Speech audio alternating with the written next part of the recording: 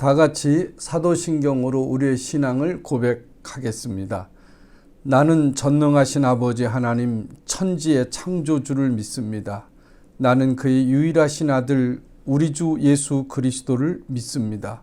그는 성령으로 잉태되어 동정녀 마리아에게 나시고 본디오 빌라도에게 고난을 받아 십자가에 못 박혀 죽으시고 장사된 지 사흘 만에 죽은 자 가운데서 다시 살아나셨으며 하늘에 오르시어 전능하신 아버지 하나님 우편에 앉아 계시다가 거기로부터 살아있는 자와 죽은 자를 심판하러 오십니다. 나는 성령을 믿으며 거룩한 공교회와 성도의 교제와 죄를 용서받는 것과 몸의 부활과 영생을 믿습니다. 아멘. 오늘 함께 나누실 하나님의 말씀은 누가복음 19장 1절서 10절에 있는 말씀입니다. 제가 봉독해 드리겠습니다. 예수께서 여리고로 들어가 지나가시더라. 삭개오라 이름하는 자가 있으니 세리장이요 또한 부자라. 그가 예수께서 어떠한 사람인가 하여 보고자 하되 키가 작고 사람이 많아 할 수 없어 앞으로 달려가 보기 위하여 돌 무화과 나무에 올라가니 이는 예수께서 그리로 지나가시게 되밀어라. 예수께서 그곳에 이르사 쳐다보시고 이르시되 삭개오야 속히 내려오라. 내가 오늘 내 집에 유의하여야 하겠다 하시니 급히 내려와 즐거워하여며 영접하거늘 무사람이 보고 수군거려 이르되 저가 죄인의 집에 유하로 들어갔도다 하더라. 삭개오가 서서 주께 여짜오되 주여 보시옵소서. 내 소유의 절반을 가난한 자들에게 주겠사오며 만일 누구의 것을 속여 빼앗은 일이 있으면 내 갑절이나 갚겠나이다. 예수께서 이르시되 오늘 구원의 집이 이르렀으니 이 사람도 아브라함의 자손이미로다. 인자가 온 것은 잃어버린 자를 찾아 구원하려 함이러라. 이것은 주님의 말씀입니다. 오늘 여러분과 제가 함께 볼 하나님의 말씀은 유명한 삭개오 이야기입니다. 제목은 주변에 누가 없습니까? 입니다. 본문은 예수님께서 여리고로 들어가실 때에 세리장이며 부자인 삭개오가 등장합니다. 로마의 지배하에서는 세리장이란 직업은 식민지에 고통당하고 있는 이스라엘 백성들의 어려움을 더 한층 가증시키는 악독한 직업으로 사람들이 인식되어져 있고 지배자들을 향한 충성으로서 일관된 자들이라고 일반적으로 생각합니다. 더구나 성경은 세리장인 삭개오가 부자라고 했습니다. 부자가 될 정도로 주변 사람들에게 못된 짓을 하며 살았다고 볼 수 있는 것입니다. 그러나 삭개오의 회개 열매, 가난한 자에게 전 재산의 50% 억지로 빼앗은 것은 2배로 돌려주겠다고 했습니다. 그렇다면 삭개오는 수많은 해석의 편견과 선입견으로 다르게 평가받았다고 생각이 되어집니다. 우리가 생각한 것만큼 삭개오는 그리 악독하고 나쁜 사람이 아닐 수 있습니다. 그 근거는 삭개오의 회개 열매에서 생각해 볼 수 있습니다. 이런 배경을 통해서 예수님께서 오늘 우리에게 주시고자 하는 영적 교훈이 무엇인가 살펴보려고 합니다. 첫 번째는 두 사람이 존재합니다. 예수님이 지나가는 거리에 삭개오는 키가 작았기에 나무에 올라가야만 예수님을 볼 수 있었습니다. 주변 사람들은 삭개오가 키가 작았다는 것에 전혀 관심이 없습니다. 그는 키가 작음으로 어려움에 처했을 뿐 아니라 예수를 만나고자 하는 군중의 무리로부터 외면을 당하기까지 했습니다. 이러한 두 유형의 사람들이 예수님 주위에 있었습니다. 당신은 군중 속 무리에 속한 자가 아니기를 바랍니다. 군중처럼 우리도 오랜 시간 동안 예수님을 둘러서서 바라보며 기도하고 능력을 받고 담대하게 스스로 믿음이 강한 자라고 믿으며 살았던 것이 우리의 현실인지 모릅니다. 저도 예외는 아닙니다. 우리들의 뒤에 서 있는 키가 작아 군중들로부터 외면당하고 있는 많은 사람들이 있다는 생각을 생각하지 못했습니다. 우리도 혹시 도움이 필요한 사람들을 가로막고 살아간 적이 없었을까요? 예수님 주위에 있는 자로서 자신의 유익을 위해서 존재했던 우리의 삶을 돌아보았으면 합니다. 코로나19 때문에 힘들어하는 왕따 당하는 삭개와 같은 무리가 우리 주위에 있는지 돌아봐야 됩니다. 두 번째 무리는 군중입니다. 예수님이 베푸시는 기적과 이적 치유, 그것을 믿고 예수님 주위에 둘러서 있는 예수를 바라보는 자들입니다. 이들은 자기중심적이고 자기 유익에 밝은 사람들입니다. 자기 것밖에 모르는 이기적인 존재들입니다. 자기중심적으로 모든 세상을 평가하는 자들입니다. 삭개오는 세리장이야. 예수님의 알만한 가치도 없는 자야.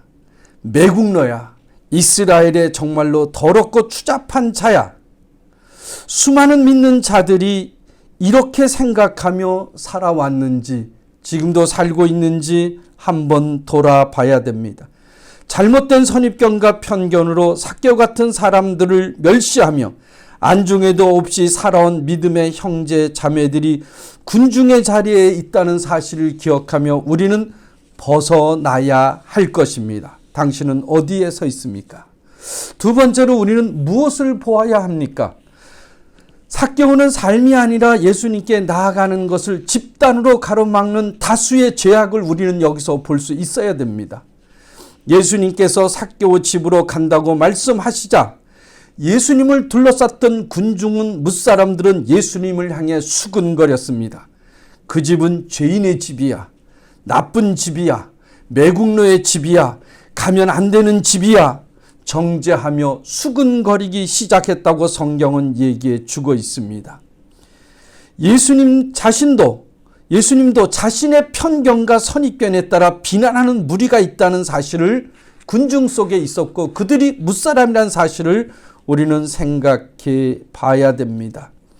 섬겼던 예수를 수군거림의 대상으로 순식간에 바꾸는 군중의 무리, 다수의 죄악을 볼 수 있어야 됩니다. 왜 남들이 자신의 생각과 일치를 해야만 합니까? 다를 수 있습니다. 다르게 생각할 수도 있습니다. 왜 똑같이 일치해야만 합니까? 지금 우리 주변에 이 일로 다투는 현장들이 너무나도 많습니다. 왜 이렇게 되어졌을까요? 이거는 자기중심적 신앙과 가치관과 세계관의 결말입니다. 우리의 생각과 예수님의 생각이 얼마나 많이 다른가를 본문을 통해서 돌아보시기 바랍니다. 왜 자신을 둘러싼 군중들을 뒤로하고 삭개오에 가셨는지 이해가는 신학자들의 주석 작업을 통해 설명하고 또 목사들은 그러한 일들의 자기의 주관적 해석을 설교 속에 집어넣고 섞어버리는데 애를 쓰기도 하는 사람들도 있습니다. 자신의 선입견과 편견으로 설교를 준비합니다. 그러나 예수님의 접근 방법은 상당히 다릅니다. 예수님을 간절히 필요로 하는 사람들의 삶의 자리로 예수님은 찾아가신 것입니다. 그 사람이 죄인이든 대다수의 주변 사람들로부터 욕을 먹는 사람이든 비난의 대상이 되는 사람이든 또 부정적으로 사람들을 평가하는 사람이든 좋게 말하던 사람이든 예수님은 상관없습니다. 사랑하는 서신 공동체 여러분, 우리의 잘못된 선입견과 편견은 무서운 다수의 제약을 불러일으킨다는 것을 성경 속에 볼 수 있어야 됩니다. 현상학적으로 정확한 정보도 아닌 가짜 소식을 마치 세상의 진리처럼 퍼나르고 모이는 장소만 있으면 집단의 힘을 이용하여 수군대는 그런 죄악을 말하는 것입니다. 여러분들은 어디에 서 있습니까? 세 번째로 생각해 볼 수 있는 것은 예수님은 우리에게 어떻게 하라고 하고 계십니까? 부자인 세리장은 예수님 앞에 자신의 재산의 50%를 가난한 자들에게 나눠준다 그랬습니다. 자신이 많이 남을 속여 빼앗는 것이 있다면 갑절을 토해내겠다고 얘기했습니다. 만약 갑절을 토해낼 사람들이 5명만 있으면 세리장은 전 재산을 날려야 되는 겁니다. 이 정도 보면 사실 삭개오는 깨끗이 살았다고 볼 수가 있습니다. 당신의 생각은 어떠하십니까? 예수님께서는 회개에 합당한 열매를 맺으라고 삭개오처럼 우리에게 가르쳐 주고 있습니다. 제가 예전에 교회에서 건전지 작은 2개가 필요해서 책상에 있는 것을 필요한 순간 가져간 적이 있습니다. 그런 후 삼강교회 설교 시간에 회개하게 되었고 헌금으로 그것을 갚은 적이 있습니다. 그때 부목사가 얘기하기를 4배로 갚아야 된다고 얘기를 했습니다. 그러나 남들은 대부분 그냥 가는데 목사님은 왜 그런 말씀 하시냐고 저에게 물었습니다. 회개의 열매가 필요했던 것입니다. 예수님께서 말씀하신 잃어버린 자들이란 회개의 열매를 맺은 자들입니다. 삭개오 같은 결단은 할 수 없지만 작은 회개라도 합당한 열매를 우리는 맺어야 합니다. 예수님은 회개하기를 우리에게 원하고 계시고 우리에게 회개 열매를 하라고 기다리고 있습니다. 아직 사순절 기간입니다. 여러분 어디에 서 계십니까? 군중의 자리입니까? 삭개오 같은 믿음의 자리입니까? 무사람의 수군거리는 자리입니까? 다수의 제약으로 주위 사람들을 힘들게 하는 그 자리에 서 있습니까? 회개의 열매를 진심으로 만들어 보지 않겠습니까? 사순절 기간입니다. 스스로 돌아보고 세상적인 음악과 오락에 취하지 말고 회개의 것을 고치며 정결케 되는 한 주간 되시기를 주의 이름으로 축원합니다. 기도하겠습니다.